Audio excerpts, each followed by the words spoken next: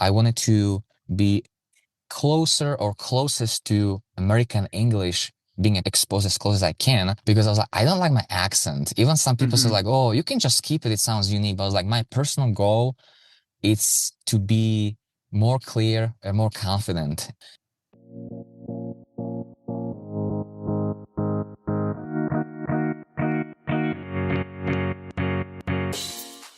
Welcome back to The Accent Journey. This is the podcast for non-native speakers of American English who want to sound clearer, more confident, and more natural when they speak.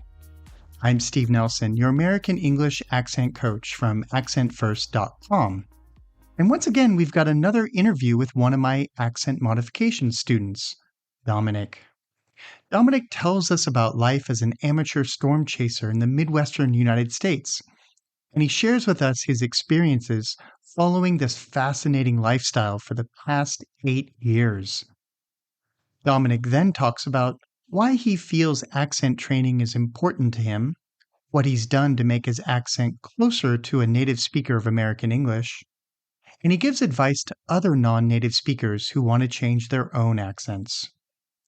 Finally, at the end of the interview, I once again give him specific feedback on how he could make his accent more natural and native like.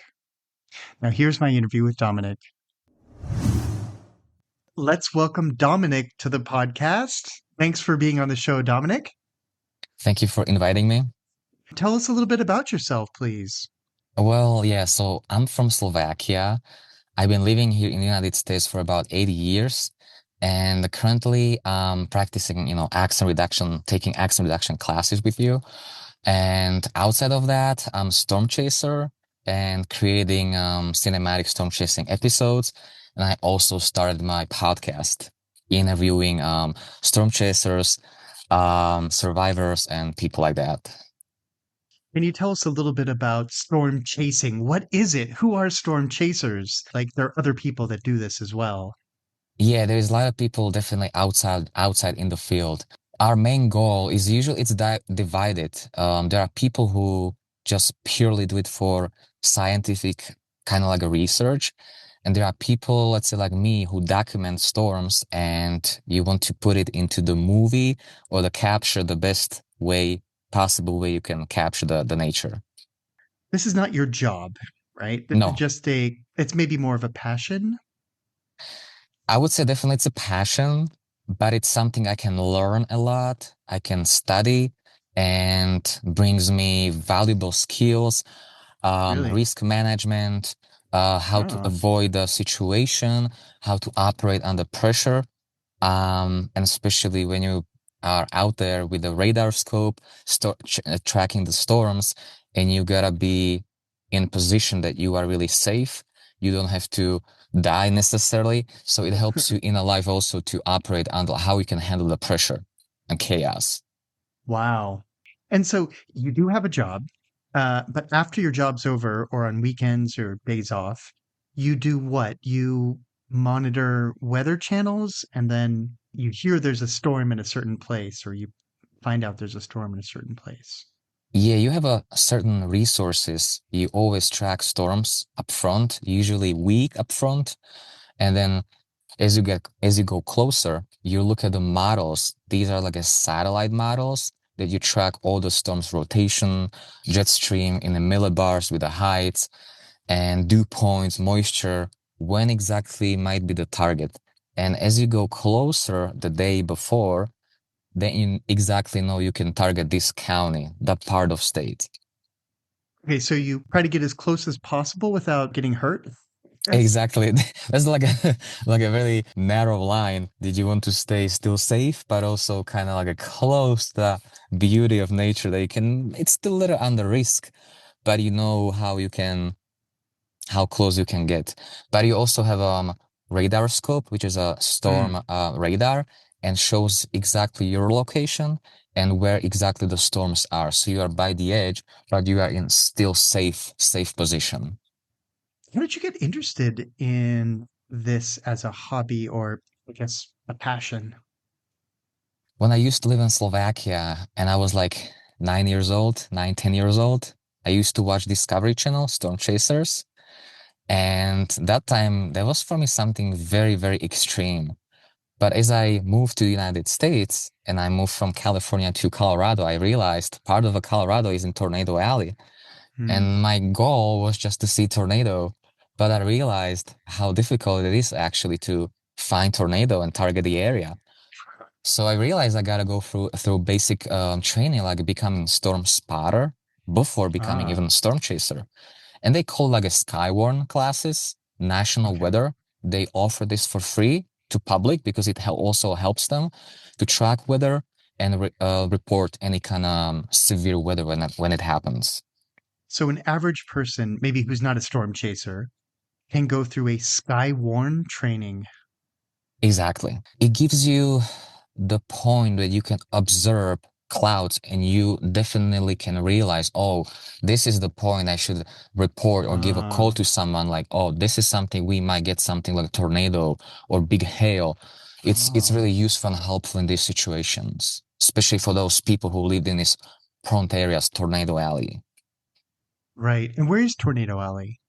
It's It's usually stays between Texas, Oklahoma, Kansas, a little bit of Colorado, Nebraska, South Dakota, and then you go a little bit Hmm. more east, Missouri, even Louisiana, Minnesota.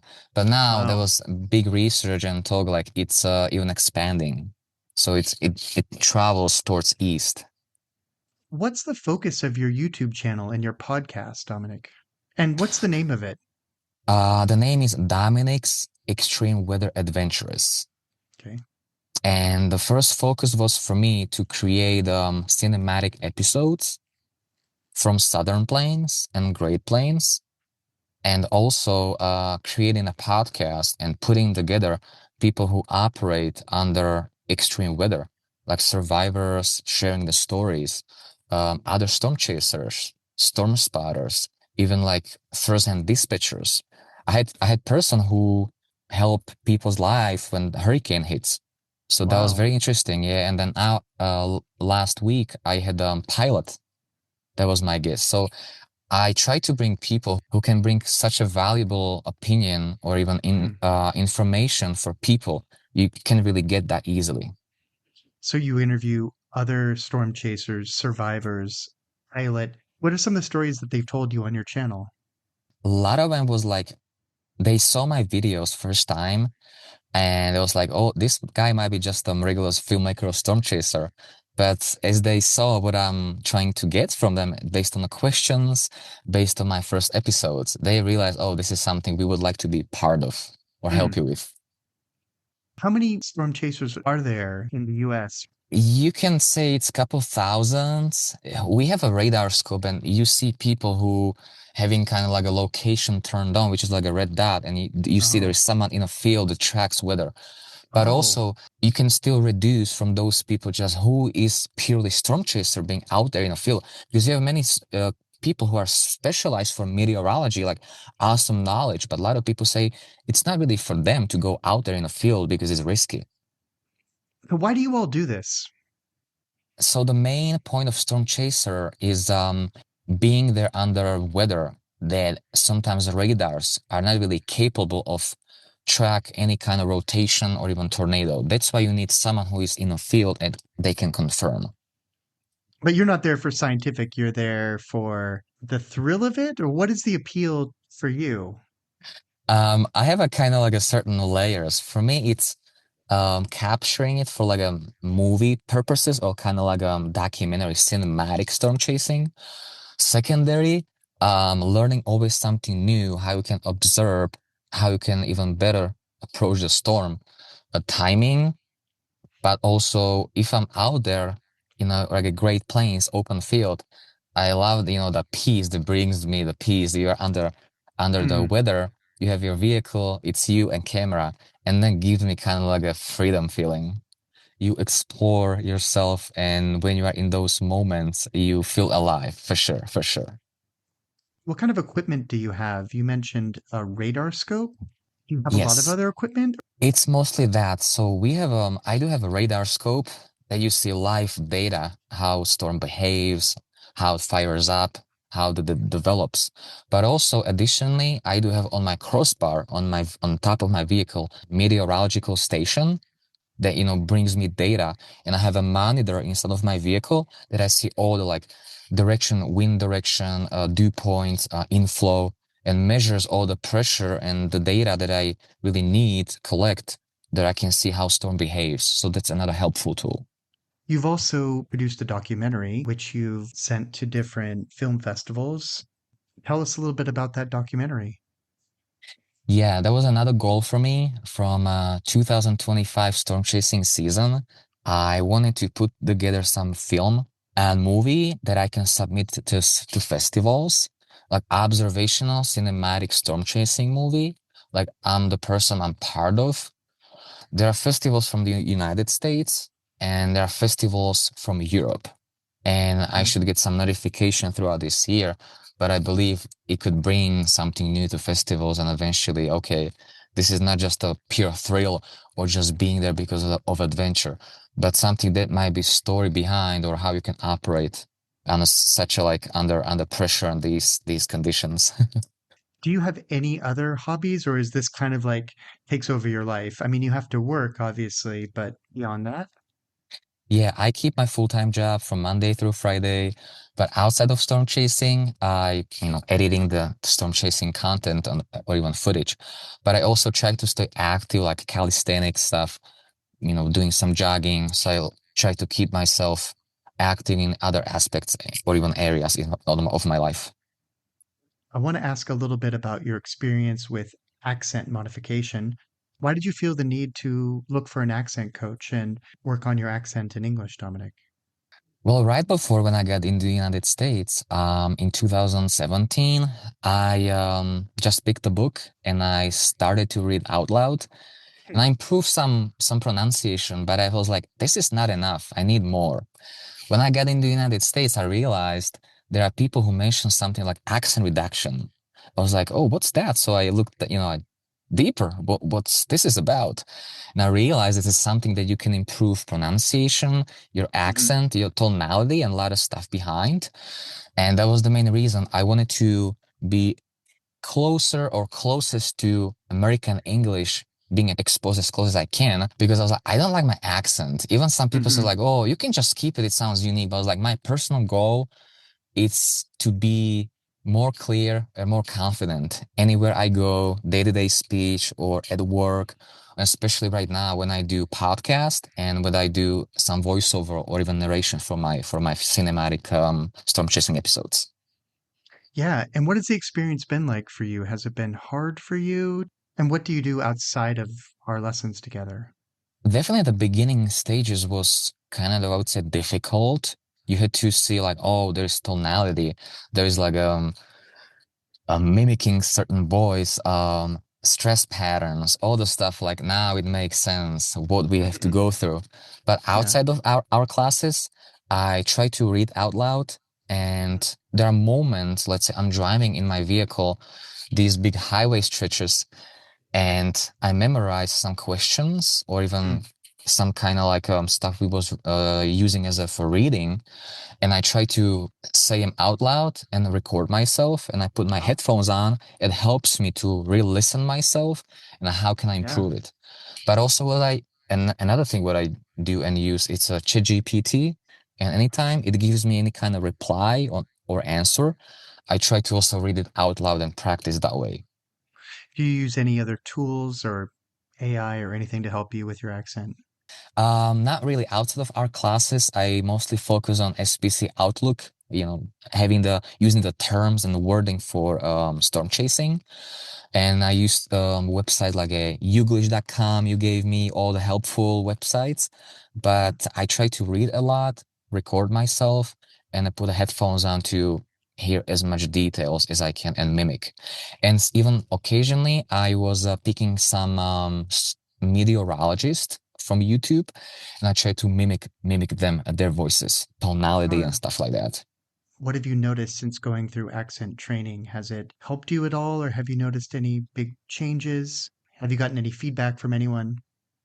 I had different opinions. I did have some people who says Hmm. like, "Oh yeah, you still have your accent," but I These are very, very specific feedbacks. Like I used to work at a restaurant in 2022, and I had a coworker. And after a few years, we had a call, and he told me like it's crazy how big progress you made in American English, the difference how you sound, how you can explain Wow, yourself. I was like, man, this is not just a regular and a common thing that just goes away or improves by itself. You that's need to have true. someone, and that's I'm having person, Native American, I'm taking classes with, like it's called accent reduction classes. And it's like that helped me so much, and I would not be able to be at this level at this point because you need someone who can show you, oh, this is what's possible. Do you have any advice for anyone who wants to undergo accent training? Like, what would you suggest that they do? I would say definitely Google your best teacher or someone who can help you. And it also changes a lot of stuff, how people perceive you, how you can be understood. And it helps you in daily life, either, talking to someone at the grocery or even day-to-day basis. Anytime you have to communicate or have a conversation, it's very, very helpful because I've seen a lot of people that had a really strong accent or heavy accent. And some people say like, oh, it's really not easy to being understood, and I know what pain might be is for some people. So I would definitely say need the right person for you and try to go through that training. Well, thanks very much for the interview, Dominic. So, we agreed that I would give you some feedback on your accent, Yes. and based on the few minutes that we've been speaking. And I've been taking some notes, so let me go through some of that. I should say that your accent is really good for the most part. There are a few things, though, that I want to give you some advice on how to make it sound a little more natural.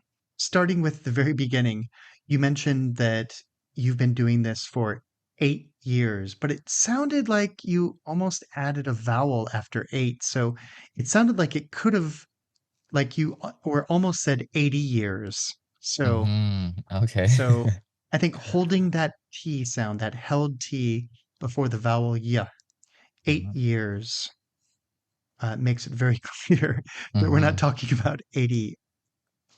And document. Now, Back.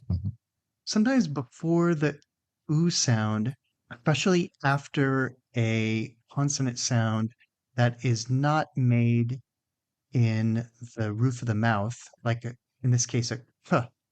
So a k precedes the oo. We often add a little, what's sometimes called a hidden y sound. So it's not document, but document.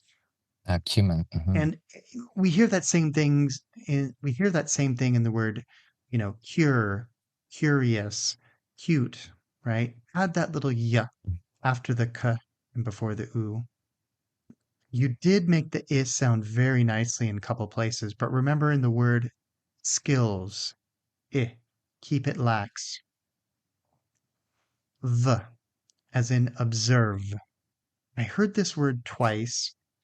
Remember not to drop it as the final sound of the word. Okay, observe. And also the voiceless th for south, as in South Dakota. Why don't you try these words? I've been talking. I want you to try these again. 8 years, 8 years. document, Document. skills, skill. Skills. Yeah, observe. Observe. Very nice. South, as in South Dakota. South Dakota. Good. A few other things. Awe, monitor, and observational. So that awe, drop your jaw for that awe sound. Mhm. Monitor. Try that. Monitor. Observational. Observational. Now, the S in conversation is not voiced. So it's not conversation, but try it again, Dominic. Conversation. Conversation. Good. And just a few phrasing issues or word choice issues. Specialized for, instead of specialized for, we usually say specialized in something. And And you mentioned a freedom feeling. I think a more natural phrasing would be a feeling of freedom. Okay. That's just how we say it. Any final Thank you so. words for our Um, listeners? I would say whatever you want to do, definitely do not be afraid to go for it because you might regret it later in life. Dominik, you've come a long way with your accent and you've really done a fantastic job. And thanks for being on the podcast. Thank you so much, and thanks for having me. Good luck and stay safe out there.